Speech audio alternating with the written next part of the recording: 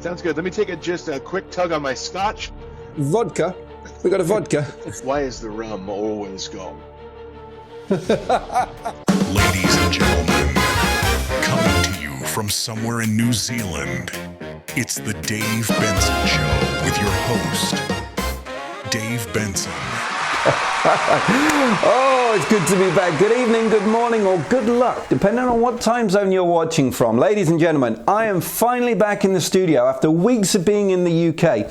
Now that's weeks of rain, cold weather, and food that was clearly seasoned by someone too scared to commit. Oh boy, it feels good to be home. Honestly, I opened the fridge today and I nearly cried. Fresh vegetables, real coffee, no one offering me beans for breakfast. Oh, I've missed New Zealand more than my hairline misses the 90s. But before we get into anything today, there are a lot of friends and families who say they watch and support the show, but I just want to take a moment to give a very real, very heartfelt shout out to my Aunt Jill. She is an absolute legend who does watch every episode and has watched, supported and championed this show since the start. More than around 90% of my blood relatives combined. Jill, you are a superstar, and trust me, it does not go unnoticed. Thank you. Now, we've got one very important question. It's a real question that we need to answer. This is a real brain teaser, a philosophical crisis wrapped in tinsel, you might say. We all know the song, I Saw Mummy Kissing Santa Claus Under the Christmas Tree. Right, the question is, how long was this going on for? Now, are we talking a festive peck under the tree? Or was Santa parked there for a full 12 days of Christmas situation? Because the kid in the song is ready to go and tell Dad. He's excited about it. He's not traumatized. He's like, wait till my daddy hears about this. Like he's going to drop the greatest Christmas plot of all time. But then you start thinking, if Santa's doing this at that house, how many other mums has this bloke been kissing? Is he doing the full street? Is there a naughty list? And is it just dads who have no idea what's happening under their own mistletoe? And where's Mrs. Claus in all of this? Is she in on it? Do they have some kind of North Pole open relationship? Like, right Santa, you can deliver presents to 4 billion children in one night and kiss a few mums, but you better be home by sunrise and you're doing the dishes on Boxing Day. I'm just saying, the more you listen to Christmas music, the more you realise half these songs are a catchy melody and the other half are a HR case waiting to happen. Let's kick into the monologue. Gears engaged, pressure steady, system at peak performance. Standing by, initiating monologue. Okay, we're going to start right here in New Zealand, where a man in Wellington attempted what can only be described as the worst James Bond impression in history. So this guy walked into a jeweller, spotted a $19,000 Fabergé pendant inspired by the Bond movie Octopussy and thought, you know what? I'll just swallow it. Not hide it, not run with it, not slip it into a pocket. He swallowed it. Police are now doing something no training manual could have prepared them for. Waiting for nature to return the evidence. They literally said they're monitoring the situation, which is police speak for we're standing around until biology does the paperwork. This might be the first criminal investigation where the offender needs fibre more than a lawyer. Over in Virginia, a raccoon broke into a closed liquor store, knocked over bottles of bourbon and whiskey, drank what spilled, trashed the place, and then passed out on the bathroom floor. In other words, he had the exact same night as half of Wellington on a Friday. Animal control showed up, sobered the little guy, and released him back into the wild. Good for him. This raccoon is now reportedly attending recovery meetings. Hi, my name's Rocky, and I haven't touched whiskey in 4 hours. Honestly, somewhere out there's a raccoon waking up with a headache, blurred memories and a receipt for 3 broken shelves.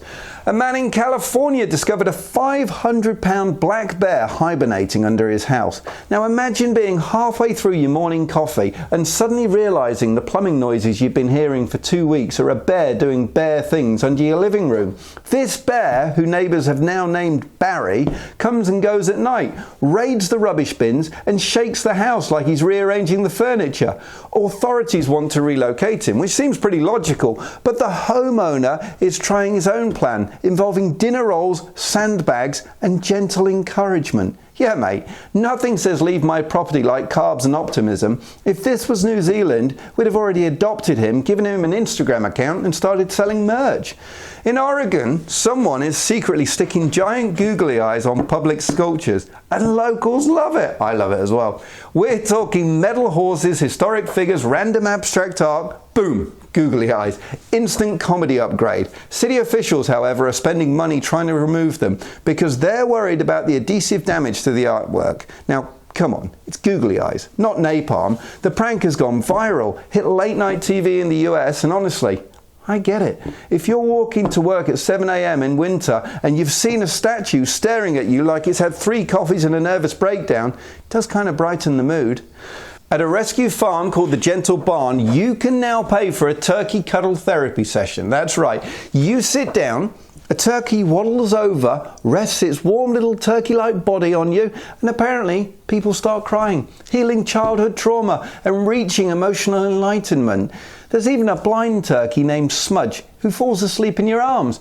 This is adorable, but it's also deeply confusing because for decades turkeys have had one job: be Thanksgiving. Now they're doing mental health work. Meanwhile, I can't even get my cat to sit for long enough to finish a cuddle with me without biting. A prisoner in Melbourne is suing because the prison has banned Vegemite, claiming it violates his human rights to enjoy his culture as an Australian. This is the most Australian court case in history. Forget murder trials, we're debating fermented yeast spread. Authorities banned Vegemite because inmates were using it to distract drug-sniffing dogs and brew prison alcohol. Which kind of raises the bigger question. Why does Vegemite work for any of that? What is this stuff? Are Australians just immune to it? A copy of Superman #1 from 1939 sold for, wait for it, $9.12 million at auction. Think about this. One comic, $9 million. Imagine digging through your family attic and finding that. Meanwhile, I just checked mine. I found a broken toaster, some Christmas lights from 2004, and a spider, which I immediately ran from. No retirement fund for me, apparently.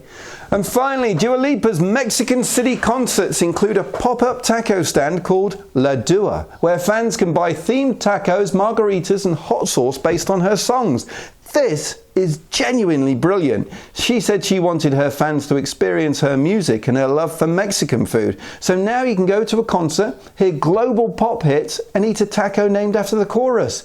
If I ever get big enough, I'm opening a pop-up called the Dave Benson Snack Bar. We're going to serve food that's slightly confusing, but very enthusiastic. Let's have a look at the YouTube news. So YouTube has finally released its version of Spotify Wrapped, the YouTube Recap it's called. It shows top creators, watch time totals, favourite topics, and even gives you a personality type. And just like Spotify Wrapped, it's designed to expose how you actually spend your life. People all over the world are posting their recaps like badges of honour. Oh look! I watched 600 hours of educational content. Mate, you watched 400 hours of cat videos at 2 a.m. You're not fooling anyone. I'm terrified of mine. It's probably going to say, bald guy who watches his own show because he has trust issues. It's true. YouTube is testing a new feature called Custom Feeds where you can manually fine-tune your recommendations. This is huge. For years, we've all been prisoners of the algorithm. You watch one video about medieval swordsmithing and suddenly YouTube thinks you're a Viking warrior prepared to raid a monastery. This new feature lets you say, no YouTube, I actually don't want to learn how to forge a katana today. I'm just trying to watch a cooking video like a normal person. If they really want to fix the platform, I need a button that says, hide all content from people who start their videos with, what's up guys? I never start my videos like that. I might. YouTube continued its full-scale war on ad blockers. People using ad blocking extensions opened YouTube and saw nothing. Blank screens, frozen videos, error messages. YouTube basically said, oh, you don't want to see ads? Cool. You don't get to see anything at all. It's the digital equivalent of taking your ball and going home. So users are left with two choices. Watch ads for things they never buy, or purchase YouTube Premium and pretend it was their idea. Either way, Google wins. Somewhere in Silicon Valley, a product manager just slid down a golden slide into a pool of subscription money. Clever guy. Mr. Beast's latest mega collab, a simulated Hunger Games with 100 creators, exploded on YouTube this week. Millions of views in 48 hours, trending in 40 countries. Now imagine wrangling 100 YouTubers. That's 100 ring lights, 100 egos, 100 people shouting, "Make sure you spell my channel name right." The funny part? Now, every creator who got eliminated is arguing in comment sections like it's a custody dispute. "Bro, I should have won, the game was rigged." Mate, it's Minecraft, calm down.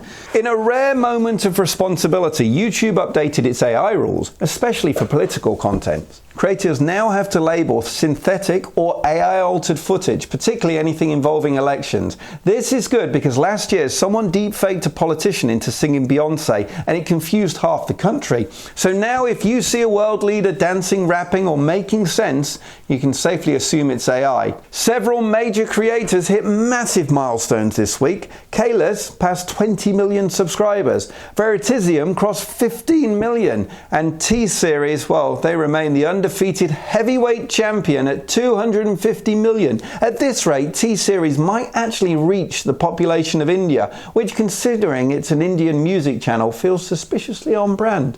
All right, let's have a look at the podcast news.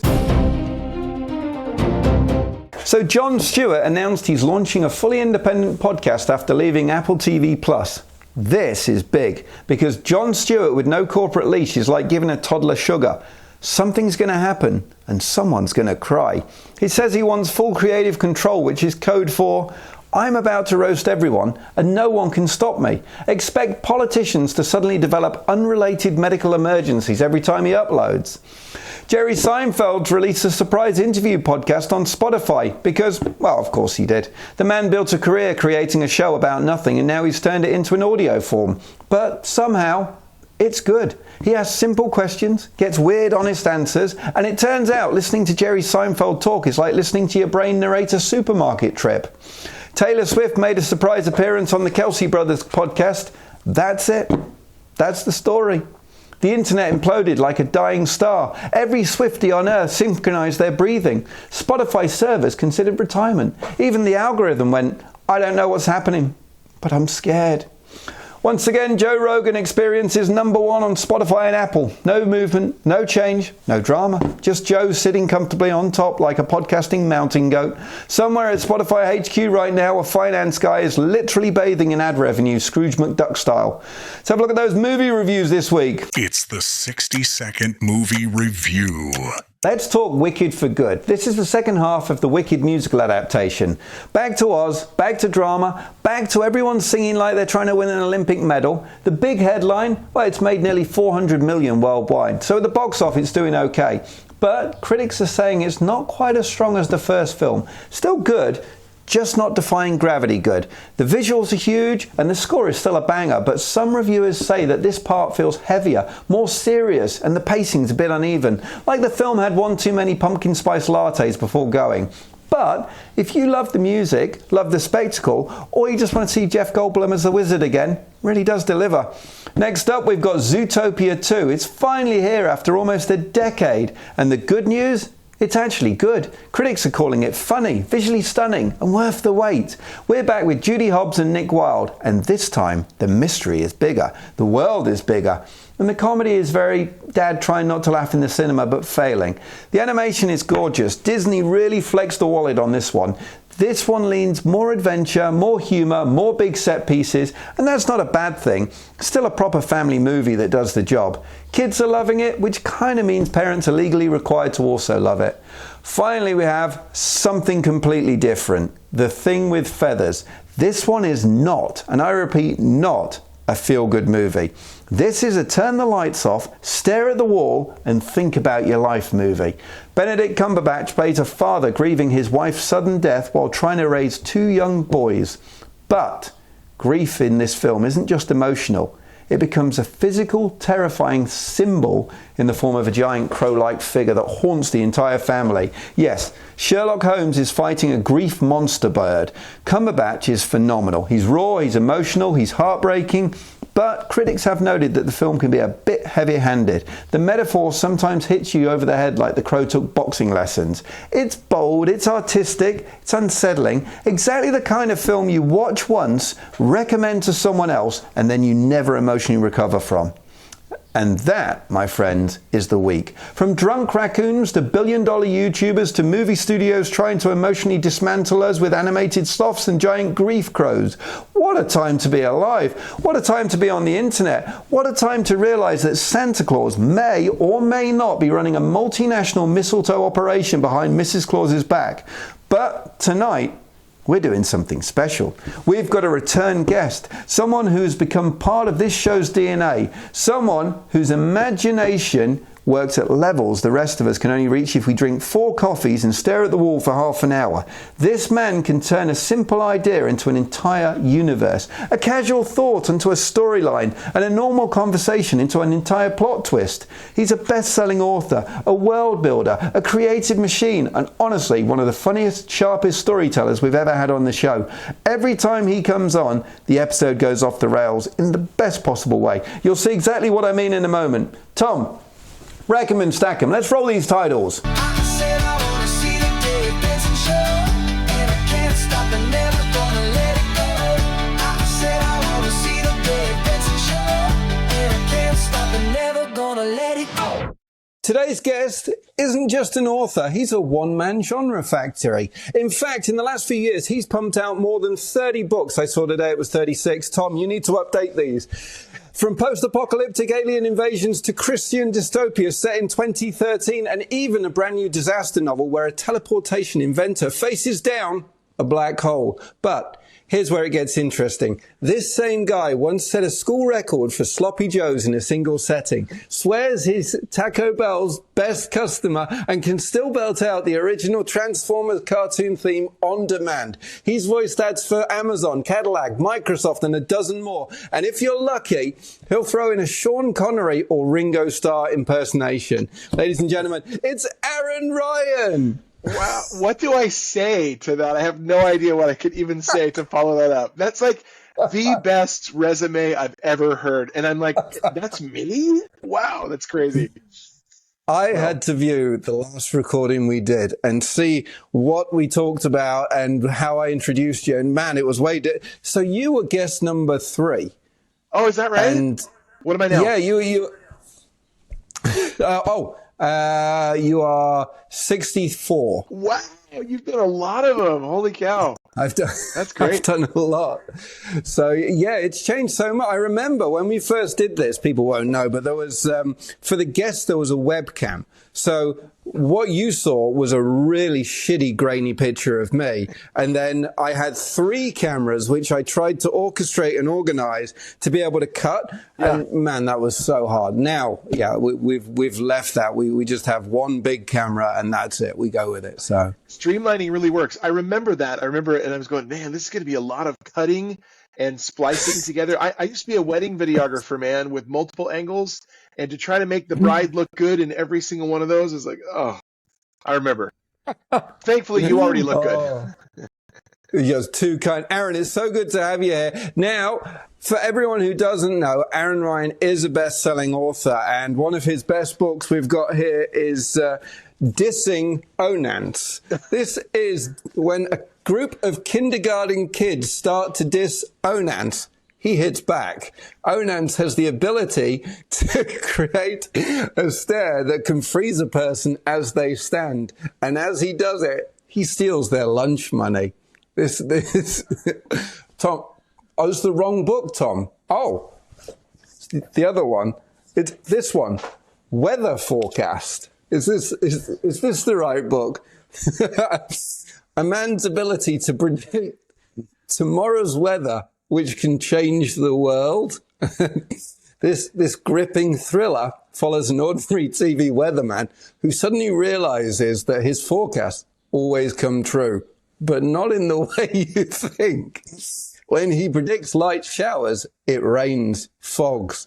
When he says a cold front is coming, everyone's ex shows up at the same time. It's not that one, Tom. You're making me look stupid in front of Aaron here. It's this one.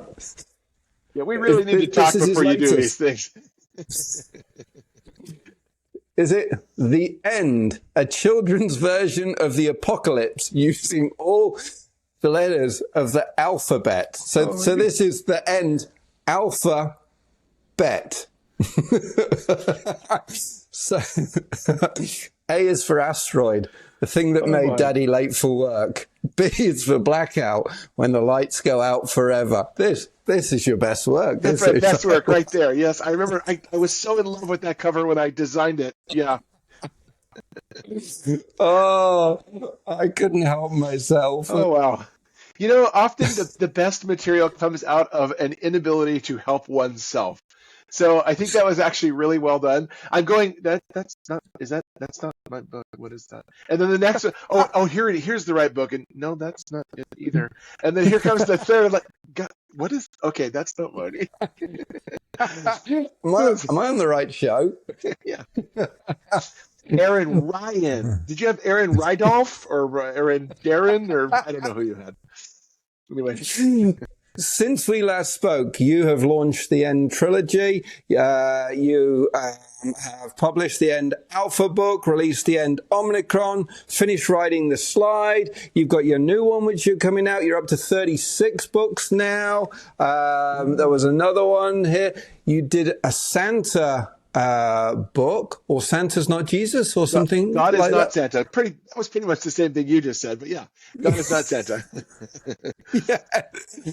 Man, you've been busy. I've been busy. Yeah.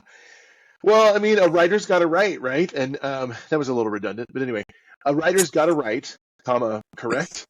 And that's what we do. Like I was just actually talking with someone in one of the groups on Facebook called Authors and Writers Only, all caps only, because the industry's rife with scammers. And and the question that I posted, I'm the admin of that group. I posted the question, like it was essentially like, you know, what's your why for writing? And mine is I have to create. I have to, like, you know, as a voiceover artist, I'm not creating in there. I'm merely reciting what they've given me. I love it. I enjoy doing it. I love telling other people's stories. But man, there's nothing like telling my own story. And man, I just go on record. This is dissonance, everyone. Dissonance looks like this. Whatever Davis just showed you is not this. This is dissonance. Okay. It's not dissing onance. Yeah. That was the best play ever. I always hear dissidents.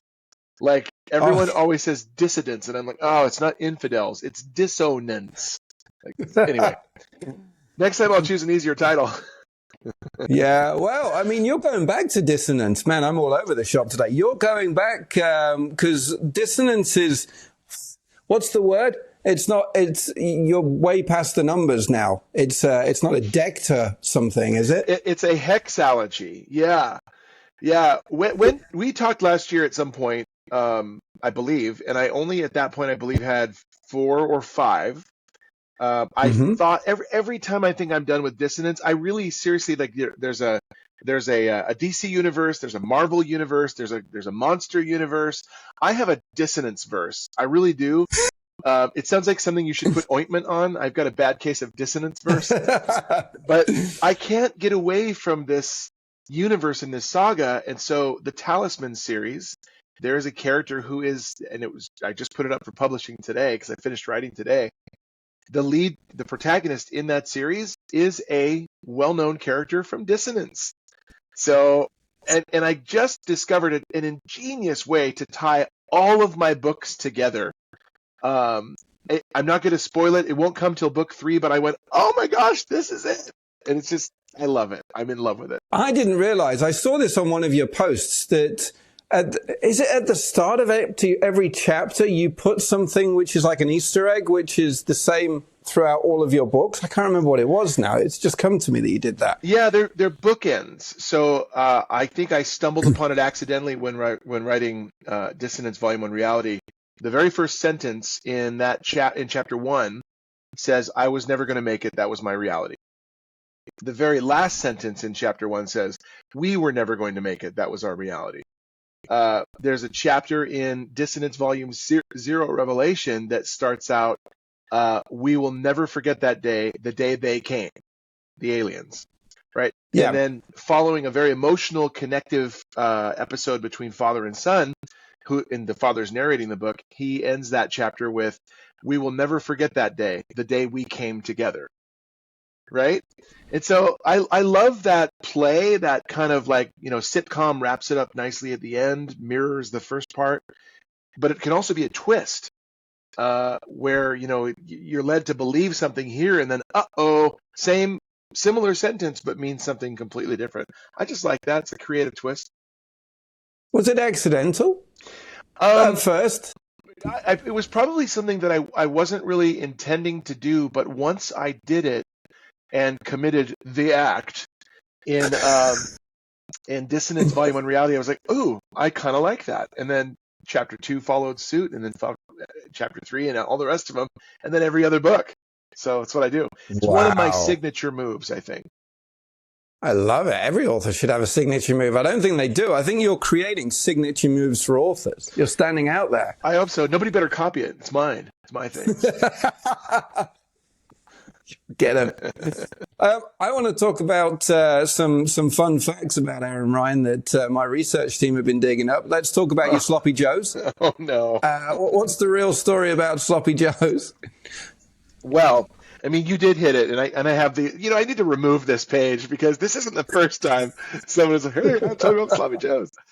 I like food, beyond the fact that it's necessary for survival. I tend to operate on the principle that a lot of it is necessary for a lot of survival. So, Is that like a camel theory? yeah. I liked sloppy joes. I still like them, but for whatever reason, doofus blockhead me as a kid thought, oh, hey, this is how to impress the chicks. And I was in like, third or fourth grade or something like that. And this girl, Jennifer, was, I wanted to impress. I wanted to impress her. And so I thought, I know, I'll eat 17 sloppy joes or whatever it was. And I don't think I ever saw her again after that, or I don't think we saw anyone in the cafeteria after that because, there's a dreaded after effects of eating, gas-producing food.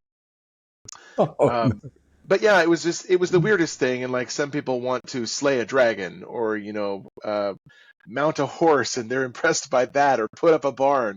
No, I had to consume a whole bunch of sloppy joes. Have you hit a Guinness record? Is there a Guinness record for sloppy joes? There is now. I don't think there was before me. You might have to do it again in front of like Guinness and Jennifer, probably, just to show that you can still do it. No, Jennifer. Well, I can't talk to Jennifer anymore because of the restraining order.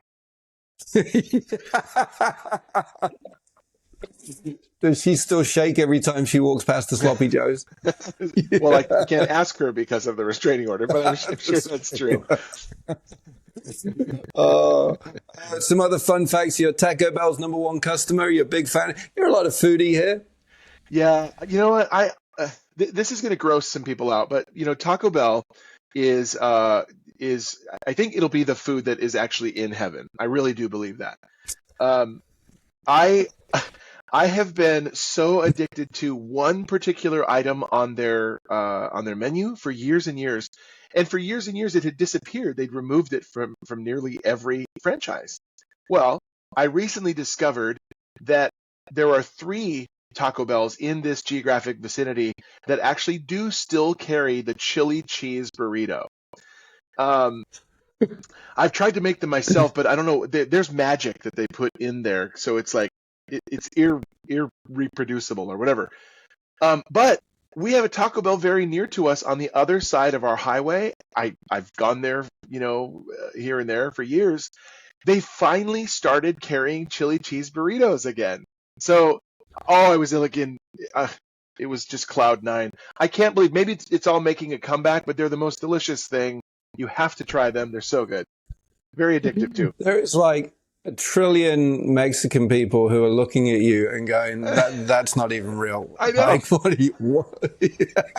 Well, my grandma, when I was at 20s-ish, I remember taking grandma out to Taco Bell, and grandma is Latino. And so I thought, hey, this will be cool. I'll take grandma out to Taco Bell and we'll have some Mexican food. And And I took her into Taco Bell, and she, unwraps a bean burrito, refried beans and all that, and she looks at it and she goes, "Oh, this is not Mexican food, Aaron." She says to me. And I'm like, "Yeah, you're probably right, Graham." But anyway, I had to try. I knew this one. Lord of the Rings 150 times read. It's got to be more than that now. That was the One Ring. Yeah. Yeah. Well, I'll show you this really quick, only because this is visual. But I have a red leather bound Lord of the Rings complete, personal keepsake that I made for myself. That is, silver die stamped and all that stuff. But I actually incorporated, pictures from the movies where appropriate to the running narrative. And Wow. there's lost passages that, see, there's our little friend Gollum. There's lost passages that Christopher Tolkien incorporated and detailed, and so I put everything all together in the version that I would want to read every year. So usually it's like instinctual. Every winter time I could reach over blindly and, oh, look at that, I picked Lord of the Rings again. Like every December I have to read through this. It's like what I do. What are we thinking about? So what about the Amazon remake? How did that go with you? I really enjoyed being back in the world of Middle Earth. Some would argue that's not Middle Earth at all. You're drunk. But they're also the same people that say chili cheese burritos are not good. So, I just push them to the side. I was intrigued by it.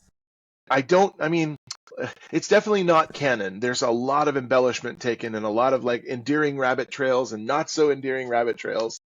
It's interesting, but it's not nearly on the same level as the actual, Fellowship of the Ring, Two Towers, Return of the King.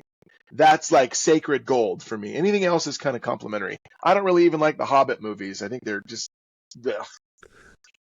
They've got a new one coming out. I know. They're going with Gollum, aren't they?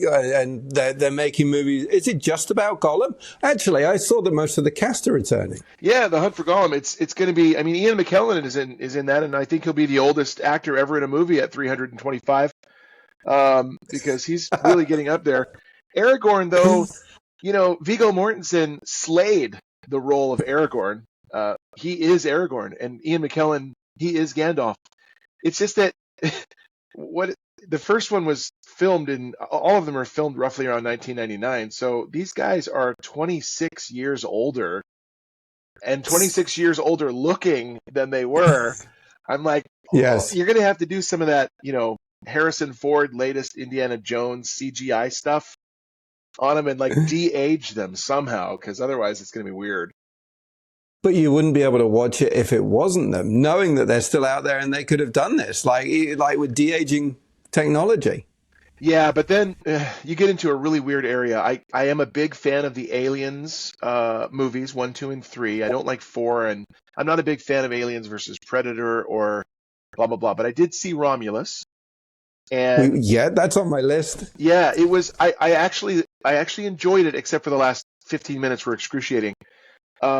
But they brought back, I don't want to spoil it, but they brought back a character purely through CGI, his voice and his face. It was so cringeworthy. And as a person who's not a fan of AI, I'm like, I know that they got permission from this late actor's estate, because he's dead. They got permission from his estate to have him appear in the movie. But you've got to ask the actor themselves for that. It's just, it was such an unnecessary addition. I hated it. So maybe they'll do the same eventually with Gandalf as well. Wow. I mean, they're opening the doors by doing that of people with estates that say, oh, of course, why don't you imitate Sean Connery or whatever? Because I need the money. Yeah. Forget about their legacy. Yeah. Isn't that sad? I mean, it's very opportunistic. It's very, smacks of capitalistic greed and disregard for the whims and wills of their late predecessor or their late, father or brother or whoever it might be to them. I just think, James Earl Jones expressly provided permission for his voice to be licensed in absentia after his death. I mean, he actually gave that permission. So it's weird because it's all being generated by AI and stuff, but he did grant that permission. And so that's something I can fall behind, even though I don't like AI. He himself gave the permission for that, and I think that's really what's necessary. Well, I mean, you couldn't imagine any other voice being used for Field of Dreams, so I mean, Yeah. he'd have to give his voice. Yeah, Darth Vader, anybody. I mean, but I think it's predominantly used for Darth Vader stuff because that's the most iconic. I know. I knew you were going to say. I figured that's where you were going, but I'm like, I think he means Darth Vader. Wasn't I Darth was Vader? just playing. Wasn't Darth Vader in Field of Dreams? Yes. Yeah, he was batting up with his lightsaber. Kept cutting the ball. It was a horrid movie. If you build it, they will come. Let's go with the two impressions mentioned. So we've got Sean Connery up there. Oh no! You can't say that this is what your thing is, and then not. It's difficult because honestly, my impressions of Sean Connery were direct lines that he said mostly in the movie Highlander. Oh yes. And so I'm merely repeating it like ad nauseum as I heard it from him saying it. So, but there's also the medicine man. We found the 20th century cure for cancer, and you've lost it. So there's that. But then everything in Highlander, if your head comes away from your neck, it's over. So like every S is a sh, right? And his Scottish R's aren't quite. They're not quite like this. That you don't talk quite like that. It's not that strong. But I think I just watched him so much in those classic 80s movies like Indiana Jones, like Highlander, a little bit in 007, but Roger Moore was my 007 growing up. And then Medicine Man. But I didn't do much of him. I'm sorry if that impersonation failed. No. That was good. You've got Ringo Starr to go as well. So I mean that's a Liverpudlian like. It is, but again, this was like I think it was a Dana Carvey impression on Saturday Night Live. So like I would say that line, and that's the line that I would say. I don't want to stay. I want to go outside again. And it was like I don't remember what skit that was. What I'm more known for in terms of accents is just bringing, great accents to life in the audiobooks. So like for the end, there's Prime Minister Angus MacFadyen. This is set in 2113 and he talks like this. And he's a low growl too. So he's like, he's very, he's a drinker. So you hear it in his cheeks. They're all red and rosy. And then, you got Deep South from Texas. So Joe Bassett from Dissonance talks like this. And then, of course, you've got several British characters dotting the map. And I very much enjoy bringing them to life because I've got a very stoic, lumbering, daunting father-in-law named John. And I can never do British around a British guy or Caribbean around a Caribbean guy or Scottish around a Scottish guy. I get so nervous. Ugh. You did very well. I'm a British guy, and you just did British in front of me. I'm impressed. I tried, but I was imagining you as like the Cookie Monster, so it was easier to see something else. It's not far off. It's a great question. So I love your voiceover work. I think you're very talented. But if you're doing a book, so if you're reading a book and it's got a lot of pages, as most of your books do, and lots of different characters. Say you do Bert, and Bert's a caretaker, and Bert comes in on page 3 and says, "Where's my brush? Where's my brush?" And then Bert disappears, and Bert doesn't come back again until page 306. How do you remember what the hell Bert sounded like? Do you make a recording and say, right, that's Bert, name Bert, here you go? Yeah. Is that your process? That's spot on, actually. So you do, I don't do a lot of audiobooks. I don't do a lot of fiction except for my own. But you can make a reference file and say, this person talks like this, Angus MacFadyen. He's got a low, Scottish growl like this. And Evelyn, Admiral Evelyn Lynch, she's Canadian, eh? So she talks about things like that. And then you've got a Caribbean man. He's Commander Gordon of the submarine out in the Atlantic, man, and he talks like this. And so you make reference files that you can go, oh, okay, I remember. or just a simple document with notes to say is he an alto, is he a tenor, is he a bass, does he talk quick, quack tick, does he talk quick, does he? I have no business doing audiobooks. And what accent is he, right? Like, and how old? And so I'll glance at that document and come back. I think I remember how this is, and it's usually not too far off. But man, I do get criticized. There's a character named Jasper, and he's a 70s-ish African-American custodian. Not a custodian in the strictest sense of like a school, but in the end, he talks like this, sure enough. And I don't do a very good, convincing African-American accent. But the way I wrote him was along the lines of what I just said. And man, some people really take issue with that. Like I'm promoting racism or slavery days. I'm like, man, this is a character I have to bring to life. It's like, unclench a little. Yeah, I mean, watch any movie that's out there. That's what every actor has to do to be able to bring whatever character to life. Yeah. And the other thing is I feel my stories very deeply. I would feel so remiss if I outsourced my audiobook to somebody who didn't care a tenth about the stories or the characters as much as I do. So that's why I do it myself. But I really get into the stories and the dialogue, and I'm bringing the tense scenes to life. And so the audiobook version of Dissonance, for example, it's not a very high rating because people say it's overacted. And I'm like, man, I'm crying when so-and-so gets killed because I care about so-and-so. I wrote so-and-so, I created them. It's like they don't understand it. And those reviews kind of hurt a little bit, but whatever. You got to take the good with the bad. I think overall everyone loves it, so take that on more than anything else. Do you love it? Do you love dissonance or whatever you called it? I love dissing Onans. Dissing Onans. The hard-hitting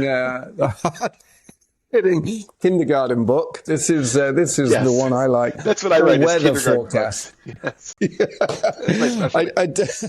I do like the end. Alpha.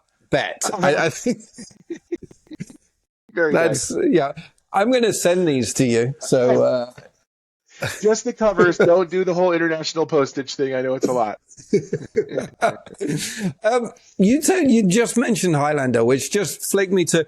What's your thoughts on the remake of Highlander? Oh no! Are they making a remake? Is it a movie or a streaming series?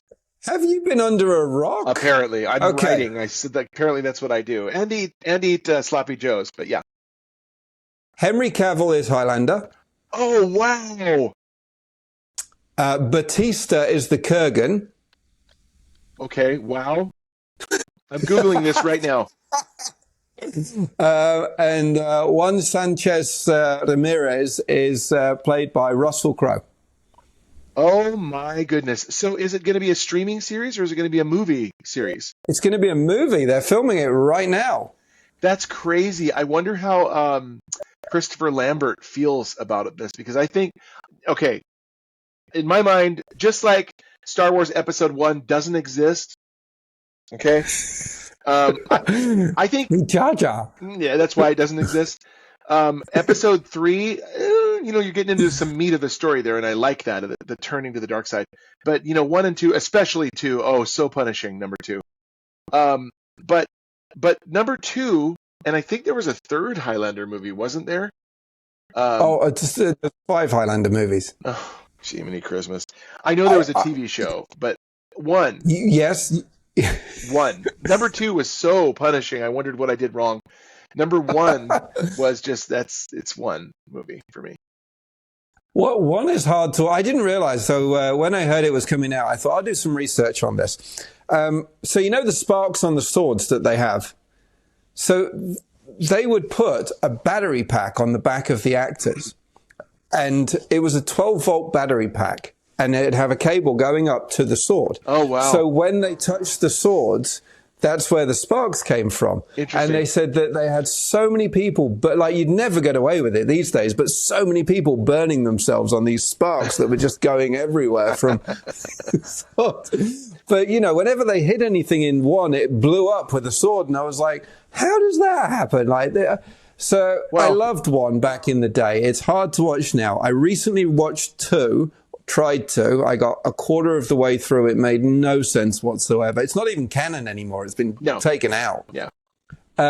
Three was a totally. It was exactly the same as one, but different actors. Christopher Lambert and no one else was in it. But it was a Kurgan-like character who'd been frozen, and then they had to fight. Of course. 4 was The Awakening, I think, and it had Christopher Lambert and his cousin Connor from the TV show in. Yeah. And they all had to fight. Christopher Lambert died in that one, I think. And then 5, I've never seen, but I want to. It was made from the TV show. It was just about his cousin. Connor. And yeah, from what I've seen, it's again on an alien planet. And it goes way off I mean, it was late 90s. Like they were just trying to make some money out of it. It looks horrendous. I've never seen it. So yeah, so there's Awful. 5 right now. Awful. Yeah. No, I would definitely see this, especially with Henry Cavill in it. I had no idea. That's crazy. But who would make the best Ramirez? I thought about this, and I was like, he's Spanish. Yeah. Like Anthony I was Banderas just would be gonna an say that. amazing choice. That's exactly who I would have said. Or, I mean, he's in everything else. Pedro Pascal. I mean, why not, right? Yes. He's in everything else. In fact, I just saw a meme the other day of it's actually an E.T. reboot, and it is E.T.'s head with Pedro Pascal's face superimposed onto it because he's in everything anyway, right? So, of course, he's going to be E.T. It was really like, I don't think I slept that night because it's really a disturbing image, but funny at first. But it was like, oh boy, that doesn't leave you. So. Oh, well, now you're up to speed. Now you're ready for the Highlander. So, yeah. Let's talk about the slide. Now, that puts teleportation inventor against a super black hole. That sounds insane. So you're going to have to break that down a bit for me. Well, so when I started writing the slide, I explain toujours. So when I wrote Dissonance Volume 4 Relentless, I loved the nerdy tech speak in that novel. Like the whole sci-fi, it's hard science fiction is what it's called. I really loved getting into that because I had just watched Contact, and there's a lot of nerdy sci-fi vernacular and lingo in Contact. And so I wanted something, along those lines for Relentless. When I finished Relentless, I still had this hunger pang inside of me for chili cheese burritos. I'm sorry, for the hard science fiction. I love it. Yeah, I really wanted to write something that was like that, and I've always been, fascinated by black holes. And so we also had just watched The Fly. And I was reminded of Multiplicity. So a lot of things were going in my head with the Michael Keaton Multiplicity movie where he copies himself and things go wrong. Jeff Goldblum, that version of The Fly I grew up with, the David Cronenberg version. And such a gory, grisly, incredibly visually cool movie. And so well acted and special effects and all that stuff. So I wanted a teleportation scenario, but I didn't think of tying it into a black hole. I just thought this guy's going to copy himself and something's going to go wrong. Not a fly, but like he's going to copy himself and he's going to eventually fade. And I just thought the story seemed so thin at first. And where can it go? It's been done before. I thought, what if a supermassive black hole is on its way to the Milky Way galaxy? It's going to destroy everything. There's no way out. So the futility of it. But also, he's working on a teleportation system simultaneously. Could that be the way out? And I don't want to spoil anything, but it is. So some might call that a spoiler. But it was cool because there's the human struggle. The slide is not just necessarily about how we are sliding into oblivion, but our subconscious and our being and our everything that makes us human. We're losing as a byproduct of our gravity being sucked away from our planet slowly but surely, and our sense of self. You have beings in there that we call them ghosts because the black hole, for whatever reason, for those people, it's been stealing their pigment. So it's almost like a cosmic vitiligo syndrome that's happened, and it's stealing their pigment, and they're translucent. Really eerie to look at and gory. But yeah, that was a very cool book to write. It took me a while to write it, though. It was a challenge. But once you'd finished it, you released it within 2 weeks, right? When I finished it, I don't know. I finished it earlier this year, and I don't remember exactly. Usually, I'll do a book's finished writing it, and then I will need to send it to beta readers, and then I need to send it to review services to write an editorial review, so I can get those to put those on the Amazon listing. It's a really, cumbersome process that requires a lot of prayer and chili cheese burritos. So I don't remember exactly when I published it, but I know it was earlier this year. You must be a great person to watch TV with, in terms of you're watching like a movie, you're watching a TV show, and I bet your eyes are like, you're looking at the screen, but they just glaze over, and you're just like, your brain starts whirring, and you're like, well, hang on a second here. This story's not the one I want to tell. Right. No, not necessarily, man, because I used to be a videographer, so that's where I will totally critique, the ticker's in the wrong spot, the marquee's in the wrong spot on the screen, they're in the lower thirds. I mean, they're in the upper thirds, they need to be in the lower thirds. Or, they've got the mic boom, it's still, you can see it in the edge of the shot there, sticking out over the top. I love that. And, honey, bloopers. And she's like, I don't want to know about the bloopers. And the best one is in Braveheart, where it's the Battle of Falkirk, I think the first one, where they're running and he's got a sword in his hand, and then the next you cut away, they come back, and then he doesn't have a sword, he's running, and they cut away and he come back and he's pulling out a sword, and then and then they cut away, they come back, and he doesn't have a sword again.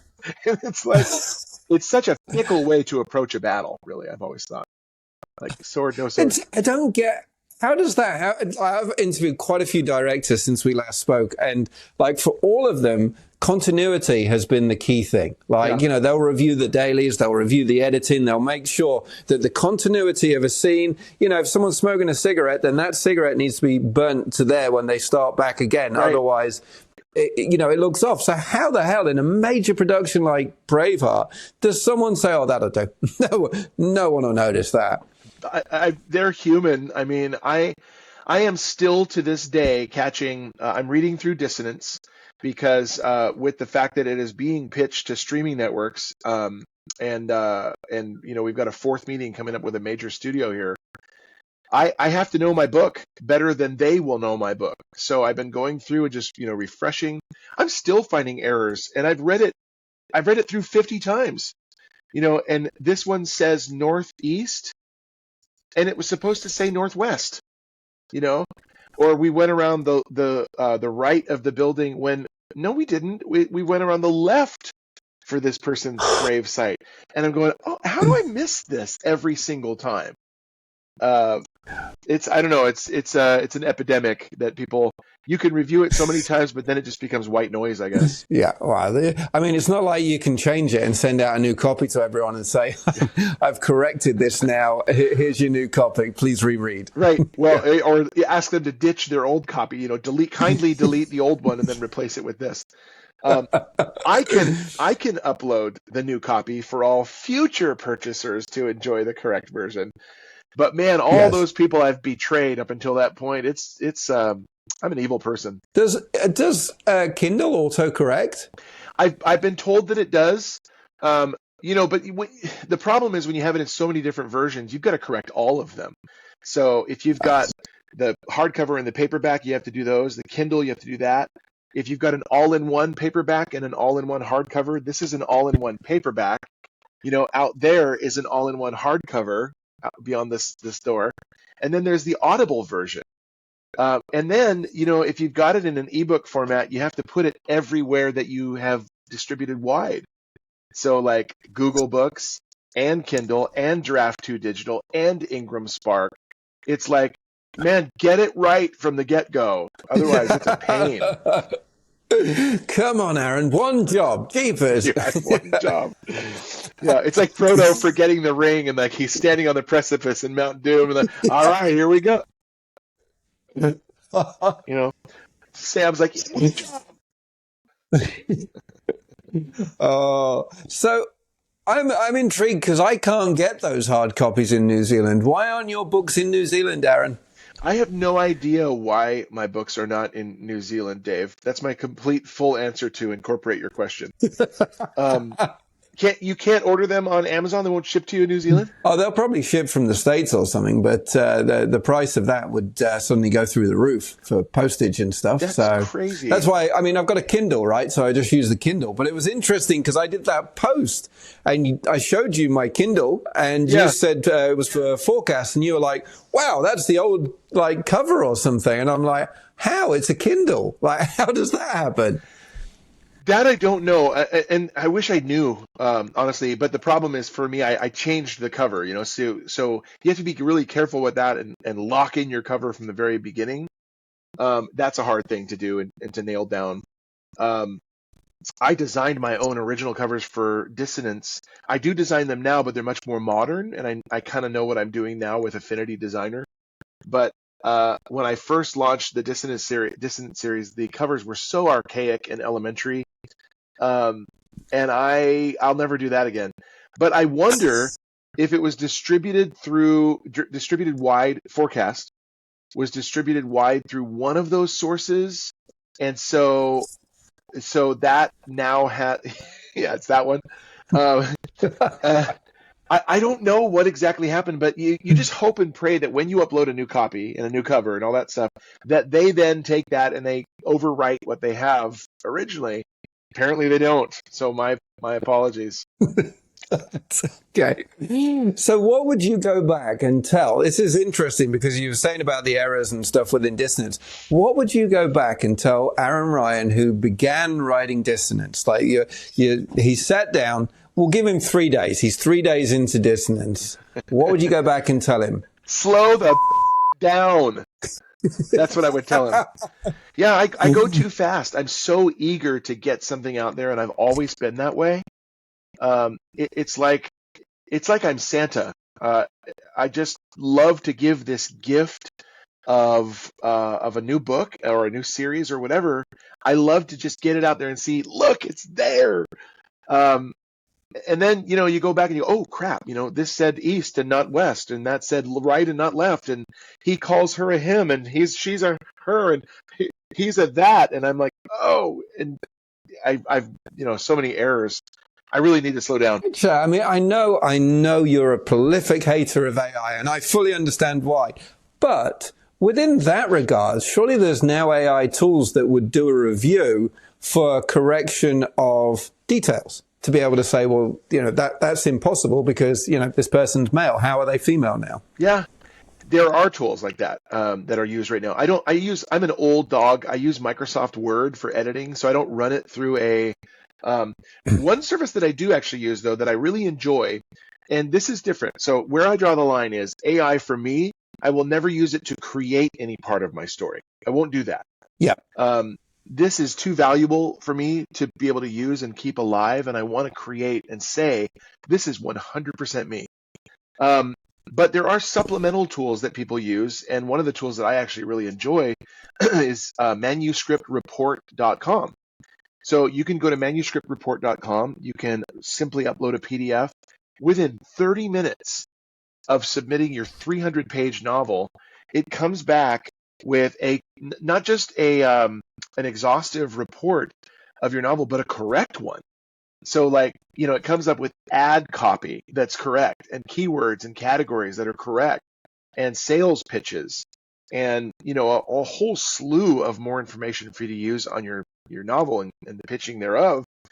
But it's crazy how accurate it is and how helpful it is.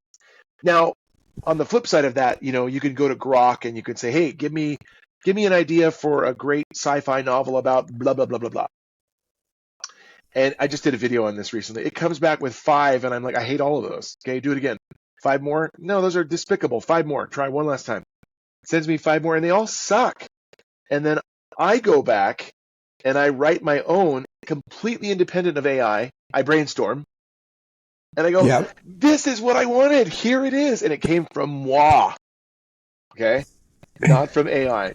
There's a reason they call it artificial. Well, talking about the streaming, if so, you're in meeting number 4. If all goes well there, man, that'd be exciting. And with all the books you've written for Dissonance now, I mean, if they turn it into a TV show, that would be quite the number of series in the pipeline.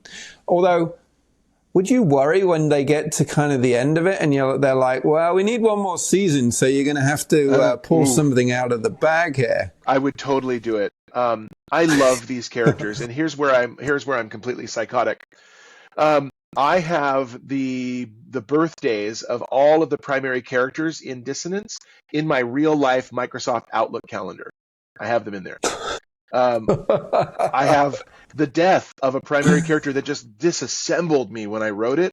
I have I almost said their gender. I have their death on my calendar. Good save, right? I have it in my calendar because I want to reflect, I have the date the Gorgons come in my calendar. I have the date they attack in my calendar.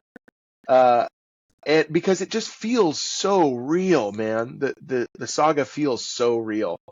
And so the reason why it's 6 books is because I wrote one and went, there's so much more here.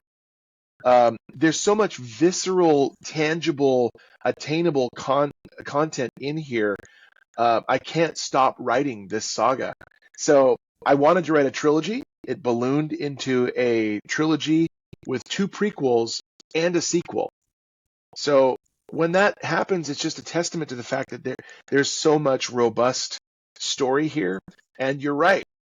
If the streaming studios go, let's do this, let's option this script or let's buy it outright, and they produce it, I think if they produce it well, there's more than enough material for them to mine and then, create more seasons, generate more fan base and all that. So the question is, how much involvement do you retain within that? Because your passion here would be squashed if Bert from wherever picked it up and did an abysmal job of your creation. So how much do you hold within there to say, no, it has to look like this, or this is when they came. You can't just put them on this date. Exactly. No, that would be what we would do. Ultimately, we would stipulate in the contract for whoever is interested in buying it out or optioning it. We would stipulate in the contract 2 things. 1, it needs to be close to the book, right? But number 2, the other stipulation would be something that we could enforce. We get to be on the copywriting team. We get to be on the screenwriting team. So yes, the original pilot has been written, and it is here it is. But beyond that, we want to be part of the ongoing screenwriting team that dictates how each episode will roll out. Not only is that an IMDb credit, not only is it a financial incentive because there's a paid job there, but man, I'm a control freak. Okay, so I want my books I want the screenplays to mirror my books, man. And any deviation would be, I think betrayal is an appropriate word because I wrote them a certain way. I wrote them a certain word. Yeah, I wrote them a certain way for a certain reason. Is there any bold talk show characters in there that would need to be on set? Well, there's this bald guy in New Zealand. I think he's amazing. But I just, they don't wear vests in 2042. So, or pink ties. I don't know. I can't change. You're this we're close. Going to do the fast fire. This close. We're going to do the fast fire questions. Are you ready? Hit me.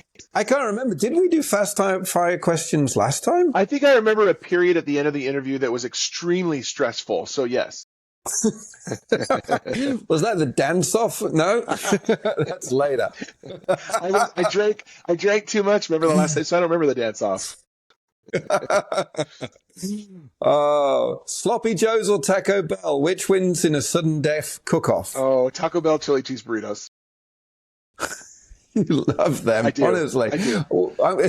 We might as well put an ad in for this now. Hey, I don't know why the books cost so much to ship to you, but I'll happily ship you some chili cheese burritos. Next question. I don't think it's going to be any good when it gets there. I'm not going to lie. Actually, it will probably taste exactly the same. Yeah, all the preservatives. You can reread only one book for the rest of your life. Lord of the Rings. It's yeah. It says on here Lord of the Rings or your own saga, but I figured it would be Lord of the Rings. Yeah. Which character would you trust more in a zombie apocalypse? Saig Maddox, the end, or Dane Courier, the slide? Oh my gosh. Well, for reasons I can't say, I would not trust Sage. One, he's a kid. He's a young kid. So young buck, he needs worldly education first. Definitely, I'm going to go with Dane Courier. Final answer. Let's lock it in. Okay. Yeah, survey says. Funniest fan theory you've ever heard about one of your books? What? I don't know if it's a fan theory, but man, every time I'm at a vendor market, I've got a banner behind me that clearly reveals that Dissonance is an alien invasion saga. And yet I have so many people coming up and like, yeah, man, I was abducted too by the aliens in the 60s.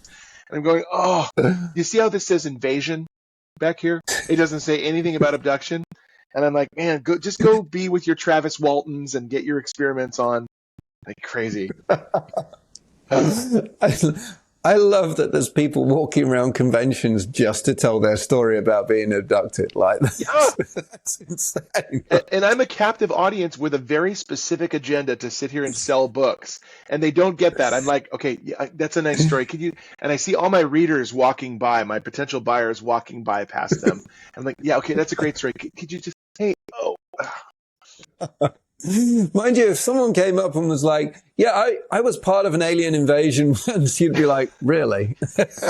Yeah, it would be. Which voiceover gig made your kids laugh the hardest?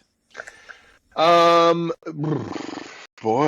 I don't know if they've laughed at any of them. There was a time where I was forbidden from doing any silly voiceover voices with them. I certainly can't do that when I read them a story at night.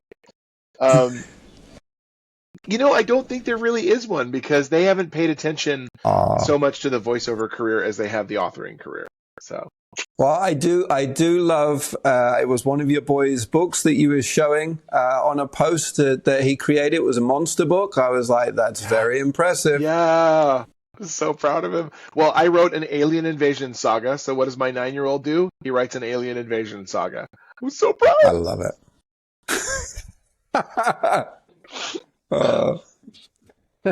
In Dissonance, if Dissonance finally becomes a streaming series, who plays your dream villain? Oh my gosh. So I actually, this is going to be a spoiler, but I really love Helen Mirren. I think that she would play an excellent President Jean Graham. But the villains are Gorgons, so we would need a Gorgon from somewhere to play a Gorgon. And I would only hope that it would be created by the Stan Winston FX studio because they just do, they do such a great job. But for Jean Graham, it's weird. I always kind of envisioned her as like Helen Mirren.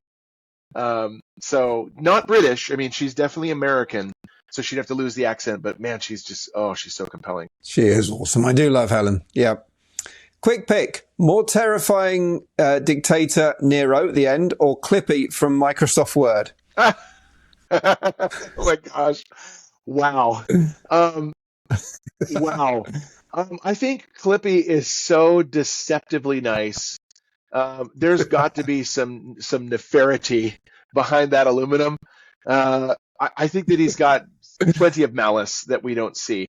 I also do have to go back and maybe change my answer a little bit to Vanessa Redgrave as well. I've always loved her too. And I think she, minus the accent, would play an excellent Jean Graham. So if you put Vanessa Mirren or Helen Redgrave together, I think that's what I would like. And we'll go back. Clippy, final answer. If you had to teleport anywhere right now, where would you go? Taco Bell. I mean, duh. Most underrated author everyone should read, but hasn't. Oh, well, me. Because we want everyone to read my stuff. But I actually really liked. Not everyone likes John Grisham because it's legal stuff, right? But I think those books are so well written. There's a reason why he's had some adapted to movie to film as well. But not everyone likes those particular novels. Give me aliens, give me a thriller with guns and a mob movie. I think he writes great thrillers. You get one superpower to add to your writing toolkit: instant outlining or instant editing. You didn't add the ability to fly? That's what I was waiting for. Oh, man. Well, hang on, to your writing toolkit. How is flight going to help you with that? But I don't know, because I don't know. Can't answer that one. So the ability to edit quickly or the ability to what? Instant outlining or instant editing? Oh, instant editing for sure. Because that, and I would want that editing to just be impeccable and right on, get it northeast and not northwest, right and not left, because I'm very capable of committing the errors. Which of your characters would you never want to share a flat with? Oh my goodness. Probably Pete Beckinsale. So Pete Beckinsale is in Halcyon, which is the kind of the security command center of the dissonance blockades underground, and he just doesn't stop talking. He does not stop talking, and he's an irritant. He doesn't know to be quiet. Or Megan Trapper, who is just loaded with insults in the slide, and can eat whatever she wants and doesn't gain an ounce of fat on her body. So, yeah, friggin' metabolism. It's unfair. She'll get old. You got 60 seconds to pitch a book title that sounds real but isn't. Go. A book title that sounds real but isn't? Yes. So not something that I've written. No. Okay. Not yet. Okay, so there's these two guys, and they don't know that they're guys. They're actually women, and they're wandering in a forest and going, "Hey, what's up, chick?" And he says, "Well, I don't know. Why do you call me a chick?" "Well, because you are a chick, I think." "No, I'm a guy." "No, you're a chick." And so that's when the aliens come down upon them. But thank goodness for for the bandoleros that come riding up with the whole, and they've got the Chewbacca, bandolier as well. And then out of the nowhere that no one expects, these two sweet, cute dogs, the little puppies, come walking up, and they lick all the maleness off of them. So, because it was a facade all along, they lick all the maleness off of them, and then the beauty of their feminine side is revealed. And so, you would be a wonderful book for just being true to who you are, and we would call it, here's the woof awful truth. When are you going to go and meet those streaming agents again? I don't know. Give me more time to write, because I need time to create. That was awful. Don't air that part. Don't air that part. Last one. It says, what's your guilty pleasure snack during a late night writing sprint? And it can't be Taco Bell. Yeah, it won't be Taco Bell. So I really love wheat thins and string cheese together. Or saltine crackers and string cheese together. So, chips and dip is one thing, but it's like, you kind of get tired of the dip or you get tired of the chips, whatever. I could eat string cheese and like wheat thins until Jesus returns. It's such a good combo, and it's just, it's the saltiness is so yum. If you ate them, I don't think you'd be around when Jesus returns. I don't think I would either. You'd be like, why didn't you save some for me? Now I'm not taking you. No, that's it. Yeah. Aaron, what's coming up for you? What's next? What's the next book? The next one is a spin-off of sorts of Dissonance. It's called Talisman, and the first installment in the Talisman series is called Subterfuge. Because I like that word and I like that word, and I decided to put them together. But Talisman is it involves a primary protagonist who is a direct protagonist, migration from Dissonance. So fans of Aaron Ryan will know that Rosie, Senora Rosie, or Pastor Rosie Campion, has traveled to virtually every other book that I've written. So she is my John Grisham Denton Voiles character who always shows up in his books. Rosie is Rosie in every one of my other books, either vicariously or in person. But I decided to do a different character. So Talisman Subterfuge, new protagonist, directly from Dissonance. That publishes on Halloween And so I'm going to start right away working on the next one, which is Talisman Nexus, and really excited about it. It's just I got to create, and I really fell in love with this story. So that's the next one coming up. I love it. Aaron, where would you like your details so everyone can find things about you? Do you want them up, down, left, or right? Where do you want them on the screen? Or they can be right over my face. I don't Yeah, mind. put them on your face. Actually, if you could, and keyframe animate them so they actually stay, on your face when you move. Whoever I gets will them, do that. whoever reads them correctly wins the prize. Huh? What's the prize? That's a chili cheese burrito. I don't keep spelling this out. Have we not been listening? Or a voucher for one. It's a coupon day where you take it to your local installment. You can put them wherever, but authoraaronryan.com will take you to my main site with everything listed there, and there's links for socials. There's links for all the other sites too. Also, I highly recommend that you go right now, this very instant, to authoraaronryangroup.com. And that'll take you to a Facebook group that's exclusive. Yep, there it is. Hey, I thought you were going to put it on the bottom. AuthorAaronRyanGroup.com is an exclusive Facebook group where you can get discount codes and news on the screenplays and news on appearances and giveaways and fun facts and trivia. And it's a private group for just, where we talk and have fun. And you can find out about all the new books. Aaron, it is, as ever, a pleasure to speak to you. Thank you so much for your time. Ladies and gentlemen, what you can expect to see now coming right onto your screens is an advert for the Dissonance Saga. You'll be able to see that right now. Welcome to the Story of Dissonance. This is my best-selling and award-winning 6-book alien invasion hexalogy. In 2026, we're going about our lives day to day, just same as today. June 6th, suddenly, these things drift down out of the sky all over the planet. We don't know what they are. We fly our own drones up to them and we see they're not crafts or drones or ships or probes. They're beings, and they're hanging there in the sky all over the planet by the hundreds and hundreds and hundreds and hundreds of thousands all over the globe, 50 feet above the ground. Talk about eerie. They don't speak, they don't say anything. They just hang there for 90 days.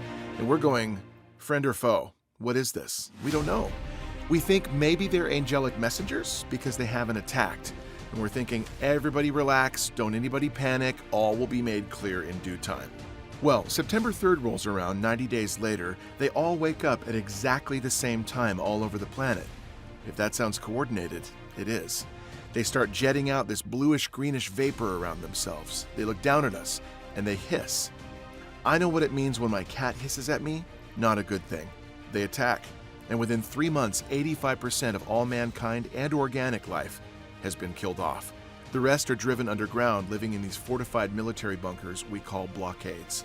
We end up calling them Gorgons because we see what they can do, and like the mythical Medusa the Gorgon, you cannot under any circumstances look them in the eye. If you do, it's all over. They have a telepathic paralytic. They're going to freeze you where you stand. You're basically going to go, and you're never going to move again. They're going to eat you at their leisure, and you're going to feel every agonizing bite. If you see an alien hovering in the sky, don't take pictures, run. I feel like I really shouldn't have to say that, but apparently I have to say that.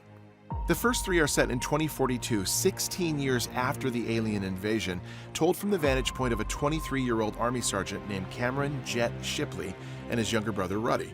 It leads up to a massive counterstrike where we are able to completely kill off the Gorgons in 2042 using technology that they brought with them that we're able to weaponize and turn against them.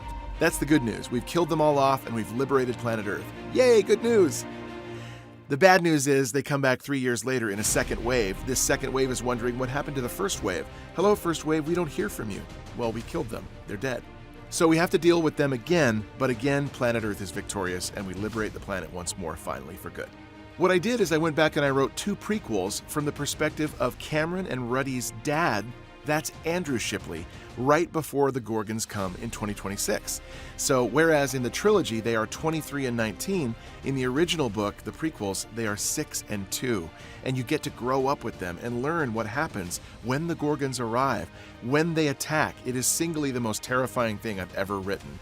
So get ready for that, but you get to grow up with them and learn who they are as they grow up underground as soldiers. All books end within either minutes or days of each other, except for Dissonance Volume 3 Reality going into Dissonance Volume 4 Relentless. There's that 3-year gap where we've liberated planet Earth. But the others, there is a consistency and a continuity that carries you through the entire series, so you're not going, hey, what happened during those 6 months? I want to know. I sell the entire series here in a glorious box set. They are beautiful. I have paperbacks and hardcovers available. Paperbacks are $14, hardcovers are $17. I sign everything that you buy. You buy a hardcover set or a box set and you get a free pen. Score. This is singly the greatest thing that I've ever written. It is full of thematic depth, heart, passion. You're going to love this series. I have very high marks on Amazon. It was bestseller on Amazon, received the Literary Titan Gold Award, received the Reader's Favorite Award, and the Book Rate Awards. Dissonance Volume 1 Reality has been adapted for the screen and is currently being pitched to streaming networks right now, so you may very well see this on the screen very soon. I'm so excited. Thanks again for checking out the Dissonance Saga, and I hope you enjoy it.